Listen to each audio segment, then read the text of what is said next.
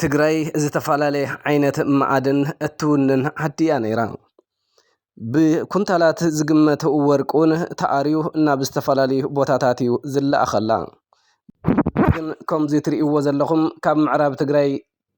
ተፈናቂሉ ኣብ ሕፃፅን ዓዲ መሐመዳይን ዘሎ ብሕማምን ብጥምየትን ከም ቆፅሊ ይረግፍ ኣሎ ዝብላዕ የብሉ መፅለሊ የብሉ እኹል ሕክምና እውን ኣይረክብን እዚ ዝኾነሉ ምኽንያት ግን እንታይ እንተይልኩም ካብ ጣብያ መሓዳሪ ክሳብ ወረዳ ካብ ወረዳ ናብ ዞባ ካብ ዞባ ክሳብ ክልል ዘሎ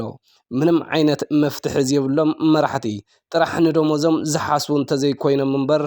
ወንበሮምን ደሞዞምን ከይጠፍኦም እምበር ስለ ህዝቢ እንታይነት ዘይብሎም እዮም ከም ምዃኖም ትርዳእ ኣብዚ ሕዚ ግዜ ናይ ለማቐነ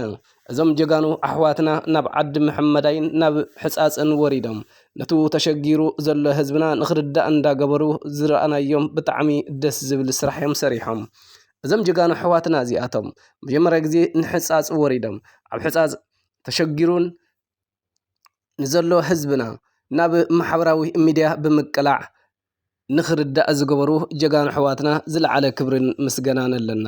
ስለዚ ከምዞም ኣሕዋትና እዚኣቶም ዝበሉ ቅዱሳት ወገናት ንህዝቦምን ብቕኑዕ ልብን ተገዳስነትን ናብ ህዝቦም ዝበፅሑ እቶም መራሕትና ግን ናይ ዚኣቶም ኣሰር ክኽተሉ ይግብኦም እዞም ጀጋኑ ኣሕዋትና ምስ ኣቃልዕዎ ድምፂ ወያነ ትግራይ ቴሌቪዥን ትግራይ ግን ናብ ወሪደን ፀብፃብን ቀረፃን ገይረን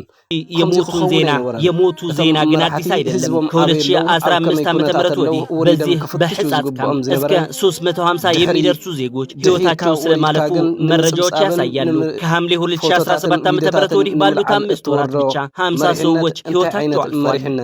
ስለዚህ ከምዚ ዓይነት ስቃይ ህዝብና ከብቅ እንድሕር ኮይኑ ግቡእ ፍታሕ ክግበረሉ ይግባእ እዩ